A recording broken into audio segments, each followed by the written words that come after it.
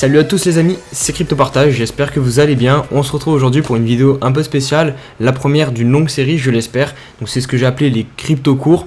J'avais commencé à lancer le concept pendant les vidéos ADJ, mais je pense que faire des vidéos à part entière c'est quand même plus sympa, puisqu'il y a des personnes du coup qui loupaient en fait des cours, parce que des fois voilà, vous loupez les ADJ, vu que c'est tous les jours, vous regardez peut-être pas tous les jours, c'est compliqué d'être assidu. Donc je me dis, il vaut mieux que je fasse des vidéos à part entière, comme ça si vous voulez les retrouver et les re-regarder un peu plus tard, et ben vous pourrez. Alors, le concept de crypto cours, qu'est-ce que c'est? Rapidement, en gros, c'est un sujet par vidéo sur la crypto-monnaie, un sujet qui va tourner autour de la crypto-monnaie. Ça peut être de l'analyse technique, ça peut être comme aujourd'hui un projet crypto. Vraiment, ça va être large, hein, je me mets pas de barrière. Si j'ai envie de vous parler d'un tel sujet, bah voilà, je le ferai. Vous pouvez aussi évidemment me donner en commentaire des idées de sujets, mais vraiment c'est très large, il faut juste que ça touche la crypto-monnaie quoi.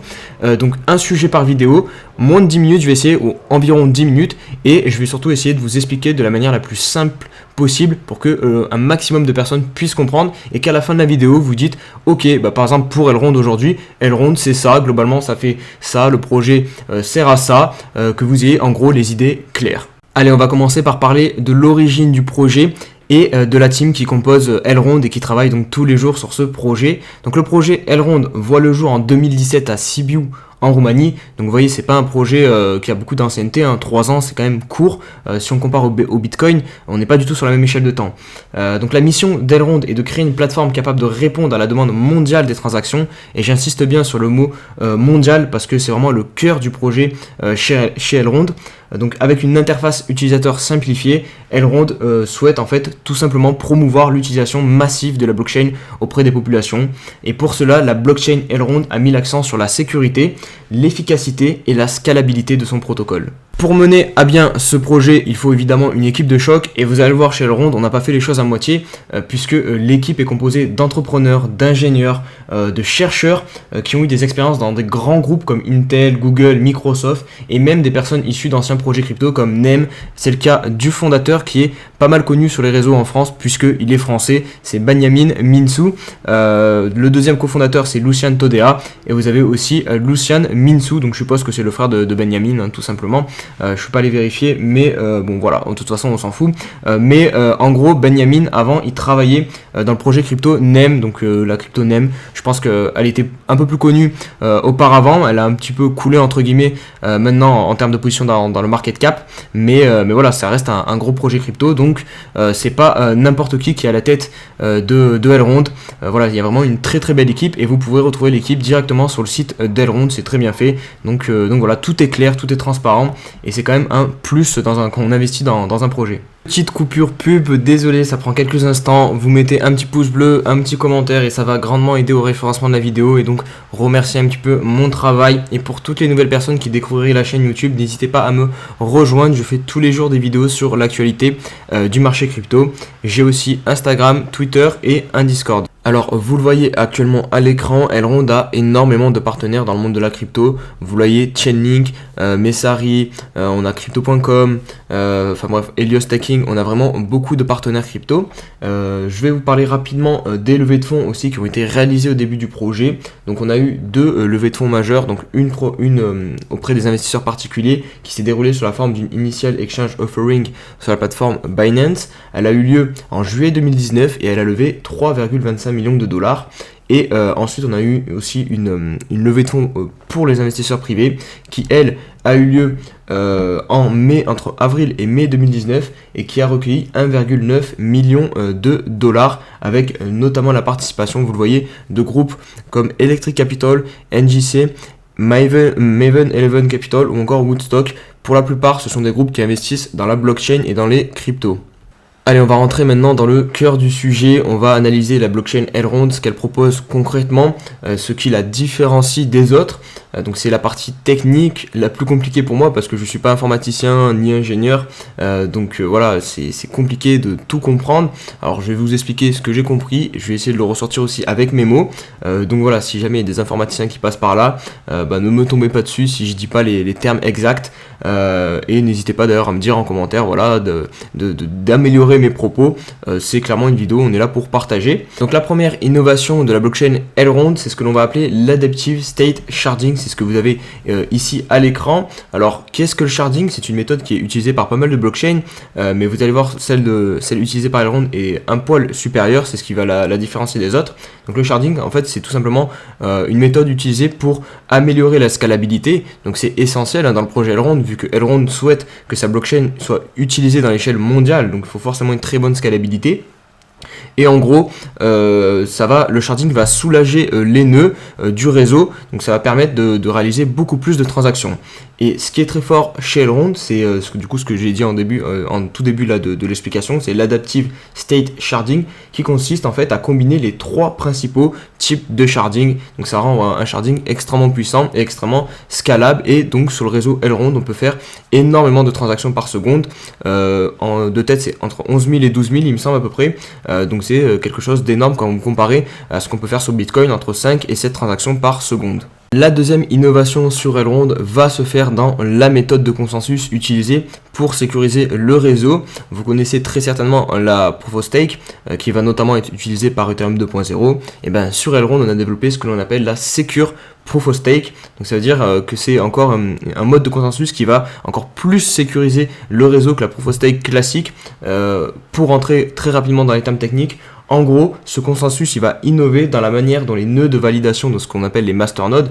Et d'ailleurs, les masternodes, c'est grâce à ça que vous pouvez du coup déléguer en ce moment, notamment sur l'application Mayer Exchange, vous pouvez mettre en délégation vos Elrond et du coup, donc c'est pour ça que ça s'appelle de la Proof of Stake. En gros, vous stakez des tokens et ça vous rapporte un rendement qui tourne aux alentours des 10 à 15%. Donc c'est pas négligeable. Hein. Donc ce mécanisme, ce consensus de Proof of Stake, je reviens là où j'en étais, je me suis un peu désolé, ce consensus donc il innove dans la manière dont les nœuds de validation, donc les masternodes, sont sélectionnés à partir d'un shard. En gros, les nœuds vont être sélectionnés de manière aléatoire et ça, apparemment, ça augmente la sécurité du réseau. Voilà, je rentre pas plus dans les détails, je suis pas assez qualifié. Donc si des personnes veulent nous expliquer en commentaire comment cette méthode de Secure Proof of Stake réussit à aussi bien sécuriser le réseau, n'hésitez pas à mettre des petits commentaires, ça nous fera à tous plaisir. Et la dernière innovation qu'a mis en place Elrond, c'est ce qu'ils ont appelé le Battle of Nodes. Donc c'est le nom de leur testnet. Et pourquoi il a été si différent des autres? C'est tout simplement parce qu'ils ont mis des rewards, des primes en fait, à toute personne qui trouverait des failles dans le réseau. Donc ça a incité en fait une multitude de personnes à venir tester le protocole Elrond, à le pousser dans ses derniers retranchements et donc à chercher des failles en fait concrètement. Donc augmenter en fait au final la sécurité du réseau, parce que si les meilleurs hackers essayent de trouver des failles dans le réseau et qu'ils n'y arrivent pas, ou qu'ils y arrivent et du coup forcément l'équipe va corriger directement le travail, la faille va corriger la faille pour qu'elle ne soit plus disponible par la suite, forcément ça augmente le niveau de sécurité. Donc c'est quelque chose de très très astucieux qu'a mis en place Elrond. Et la partie technique sur la blockchain est terminée. Maintenant je vais devoir accélérer un petit peu parce que ça commence à faire quasiment 10 minutes de vidéo. Donc le jeton Elrond, je vais faire assez rapidement, il est très important dans l'écosystème puisque vous le savez, du coup il va servir à sécuriser le réseau avec le système de masternode. Il va aussi être un token de gouvernance. Pour le moment ce n'est pas encore le cas, mais il faut attendre en gros le lancement notamment du Mayer Exchange. Et vous avez aussi à côté de ça une application mobile. Je vous invite tous à la télécharger, elle est vraiment très bien faite. Et si vous avez des Elrond par exemple sur Binance ou sur d'autres exchanges, envoyez-les directement sur l'application mobile. Vous allez pouvoir les stacker à 10 jusqu'à 10, entre 10 et 15% de rewards, donc c'est non négligeable. Je vous mettrai en lien en commentaire le lien pour télécharger l'application. Ça nous fera des petits rewards en plus, il me semble. Il y a un petit truc d'affiliation, donc voilà, je vous mets le lien en description. Allez, juste avant de passer à l'analyse du cours du token EGLD sur le graphique, je voulais faire un petit point sur la roadmap, comme ça va nous mettre un petit peu en tête tout ce que Elrond prévoit de faire et à quel point c'est grand, vraiment. Il prévoit de tout faire, j'ai envie de dire, de tout ce qui se fait actuellement dans la crypto-monnaie. Donc vous avez déjà une application mobile qui est très ludique et très facile d'utilisation. Donc vous pouvez envoyer vos tokens IGLD, les échanger avec vos amis. Donc c'est ce qui s'appelle l'application Mayer. Vous allez avoir le Mayer Exchange aussi sur PC et de la DeFi qui va être lancé aussi.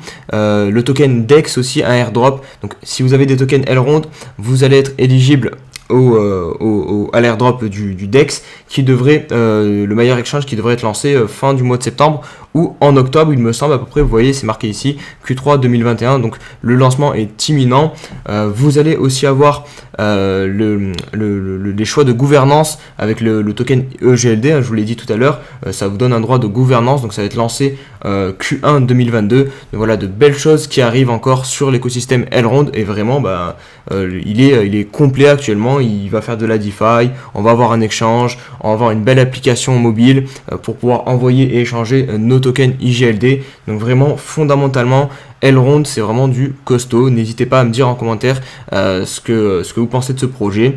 Et si j'ai oublié des choses, n'hésitez pas aussi à les rajouter. L'espace commentaire est fait pour ça. Allez, on va conclure la vidéo par la partie analyse technique, donc sur le graphique du token IGLD. Et vu que je tourne la partie analyse technique ce matin même, j'ai de la chance, on est en price discovery. Vous voyez, ATH en direct, 260 $ pour le token, c'est magnifique. En termes de supply, on est sur 31 millions d'IGLD maximum et une circulating supply à 20 millions d'IGLD actuellement. Allez, on se retrouve tout de suite sur le graphique. Donc voilà, vous voyez, ils viennent briser son ancien ATH à 245 $. Il part en price discovery. Si vous suivez les ADJ, je vous avais dit que voilà, vendre ici c'était quelque chose de clairement faisable, hein, vous pouvez le faire, mais moi voilà, je voyais le token poursuivre sa hausse et partir en price discovery, donc c'est ce qu'il est en train de faire. Là je parle pour au niveau du court terme. Si on se passe un petit peu sur le long terme, vous voyez que juste l'année dernière, en novembre, même septembre de l'année dernière, le token valait à peine 5 $, à peine une dizaine de dollars. Donc on est vraiment sur une énorme progression pour ce token. Et vu ce qu'il y a derrière, c'est pas prêt de s'arrêter. Si vous avez vu la vidéo de Slashcoin aussi, qui est pas mal connue dans ses analyses techniques sur YouTube, il annonce un IGLD d'ici quelques mois à 1000 $.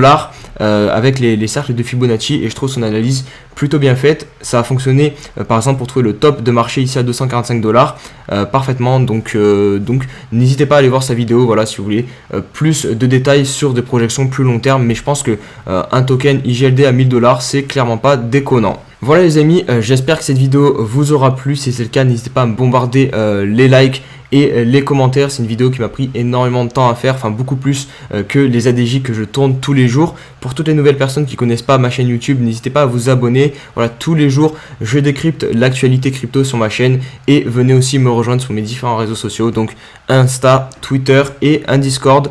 Je vous dis à tous, je vous souhaite à tous un très bon dimanche, et on se retrouve très vite pour une nouvelle vidéo. Allez, ciao ciao.